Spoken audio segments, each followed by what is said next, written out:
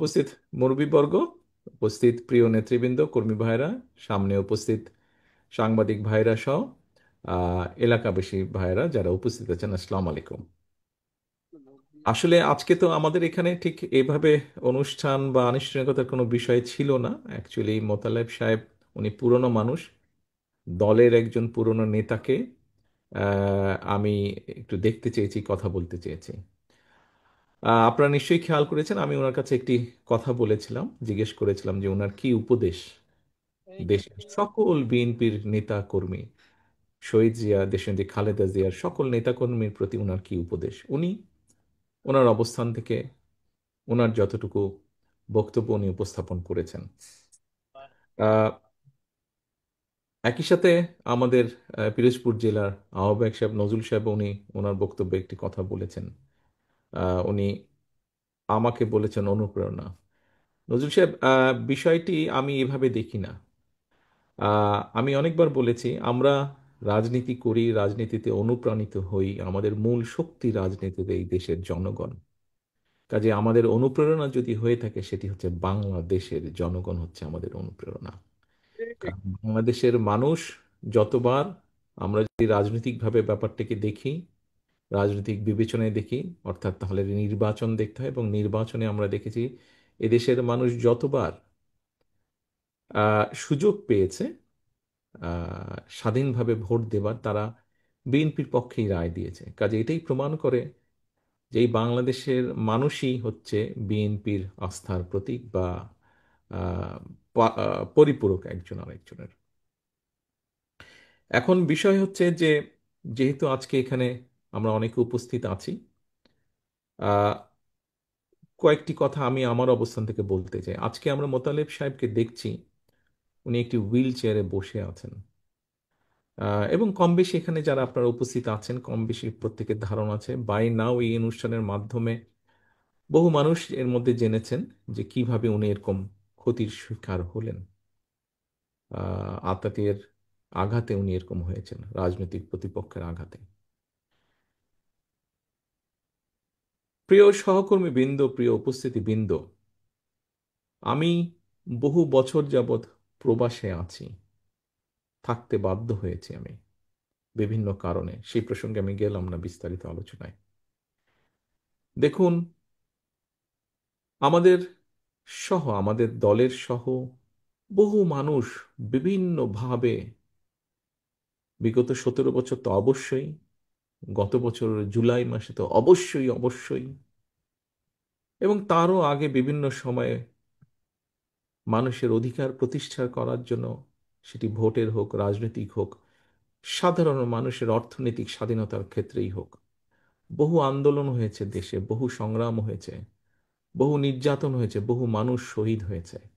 আসুন আমরা সকলে মিলে, অনেক হয়েছে, ইনাফ, বহু মানুষ নির্যাতিত হয়েছে, বহু মানুষ হত্যা হয়েছে, শহীদ হয়েছে, এনাফ। আসুন আমরা সকলে একটা জায়গায় আসি, মতভেদ ভেদাভেদ কমিয়ে নিয়ে আসি। আমরা আমরা কথা বলি। বিভিন্ন রাজনৈতিক দল আছে, তাদের বিভিন্ন আদর্শ থাকতেই পারে, সেটাই থাকাটা স্বাভাবিক। আমরা বহুদলীয় রাজনীতিতে বিশ্বাস করি, বিভিন্ন রকম মত মত থাকবেই, এটাই স্বাভাবিক। পৃথিবীতে সব গণতান্ত্রিক দেশেই এটা আছে। বাট আসুন আমরা সেই ঝগড়া ফ্যাসাদ থেকে কিছুটা হলেও দূরে সরে আসি। এসে আজকে এখানে মোতালেব সাহেব ওনার সন্তানদের দেখিয়ে যে বলছিলেন যেই কথাটি, এরকম সন্তানের সংখ্যা সারা বাংলাদেশে আরো লক্ষ কোটি আছে। আমরা একটি বলেছি যে আগামী দিনে আমরা চাই মেধার ভিত্তিতে এই জাতিকে গড়ে তুলতে, এই দেশকে গড়ে তুলতে। ঠিক একই স্বাভাবিকভাবে মেধা যেখানে থাকবে, কম্পিটিশন থাকবে। আজকের তরুণ, আগামী দিনের তরুণ, আগামী দিনের ভবিষ্যৎ, তাদের মধ্যে কম্পিটিশন থাকবে। মেধা এক একজনের এক এক রকম হয়। সবাইকে যেমন এক জায়গায় আমরা দিতে পারবো না। মেধার রেসে যে এগিয়ে থাকবে সেই সেখানে যাবে। কিন্তু যারা যেতে পারবে না, তাদেরকেও আমাদের ব্যবস্থা করতে হবে। আমরা সে লক্ষ্যেই আগামী দিনে বাংলাদেশের লক্ষ কোটি তরুণ যারা আছে, নারী পুরুষ যারা আছে, প্রত্যেকে যাতে মিনিমামভাবে বেঁচে থাকার যুদ্ধে টিকে থাকতে পারে সেইভাবে আমরা পরিকল্পনাগুলো গ্রহণ করছি, যাতে মোতালেব সাহেবের পরিবারে যেমন সন্তানরা এখনো সকলে ব্যবস্থা করতে পারেনি, কিন্তু ভবিষ্যতে যাতে এই সন্তানেরা কোনো না কোনোভাবে নিজের সৎ পথে উপার্জনের ব্যবস্থা করে নিতে পারে, আমরা আমাদের পরিকল্পনাগুলোকে সেভাবে সাজাতে চাচ্ছি। একজন রাজনৈতিক কর্মী হিসাবে আমি যেরকম আমার দলের পরিকল্পনা তৈরি করছি কিভাবে আগামী দিনের তরুণ প্রজন্মকে বিভিন্নভাবে কর্মসংস্থানের ব্যবস্থা করব, আমি যেমন আমার দলের রাজনৈতিক কর্মী হিসাবে পরিকল্পনা করছি, তৈরি করছি কিভাবে আগামী দিনে, একটু আগে রিজভী ভাই যেটা বললেন, লক্ষ লক্ষ মানুষ এই দেশের হাসপাতালের মেঝেতে শুয়ে থাকে, যাতে এটিকে ধীরে ধীরে এই চিত্রের পরিবর্তন করা যায়, মানুষের কাছে যাতে মিনিমাম হলো একটু ভালো চিকিৎসা ব্যবস্থা পৌঁছে দেওয়া যায়, সেই পরিকল্পনা গ্রহণ করছি। বাংলাদেশ কৃষি নির্ভর দেশ, লক্ষ কোটি কৃষক বিভিন্ন সময় বিভিন্ন প্রাকৃতিক দুর্যোগ সহ বিভিন্ন সমস্যার ভিতর দিয়ে তাদেরকে যেতে হয়, তারপরেও তারা হাল ছেড়ে দেননি। তারা মাঠে আছেন, কৃষিকাজ করছে বলেনি বাংলাদেশের 20 কোটি মানুষ খেয়ে পড়ে বেঁচে আছে। এই কৃষকদের পাশে কিভাবে দাঁড়ানো যায়, বাংলাদেশের গ্রামে গঞ্জে লক্ষ কোটি মা বোনেরা, তাদেরকে কিভাবে আরেকটু স্বাবলম্বী করে গড়ে তোলা যায়, তাদেরকে কিভাবে আরেকটু অর্থনৈতিকভাবে শিক্ষার আলোকে গড়ে তোলা যায়, সেই পরিকল্পনা আমরা গ্রহণ করছি। প্রিয় সহকর্মীবৃন্দ, প্রিয় উপস্থিতিবৃন্দ, আসুন, অনেক হয়েছে আন্দোলন, অনেক হয়েছে স্লোগান, অনেক হয়েছে মিছিল, অনেক হয়েছে মিটিং। এবার আসুন আমরা কম্পিটিশন করি দেশের মানুষের যে মৌলিক সমস্যাগুলো আছে, যা প্রতিদিন আমাকে আপনাকে প্রত্যেকটা মানুষকে যা ছুঁয়ে যায় জীবন যুদ্ধে বেঁচে থাকার জন্য, সেই সমস্যাগুলো কতটুকু একটু একটু করে কতটুকু আমরা কমিয়ে আনতে পারি, একটু একটু করে কতটুকু আমরা মানুষকে স্বস্তি দিতে পারি। আসুন আমরা কম্পিটিশন করি সেই পরিকল্পনাগুলো গ্রহণ করার জন্য, এবং শুধু গ্রহণ না, দেশের জনগণ যাদেরকে সুযোগ দিবে তারা যেন একটু একটু করে সেই পরিকল্পনাগুলো বাস্তবায়িত করতে পারে।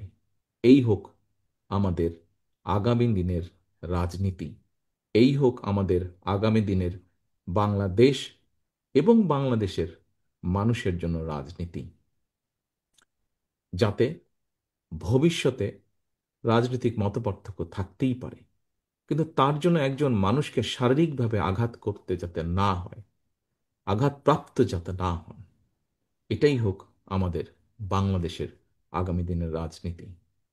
প্রিয় উপস্থিতিবৃন্দ, প্রিয় সাংবাদিক ভাইরা,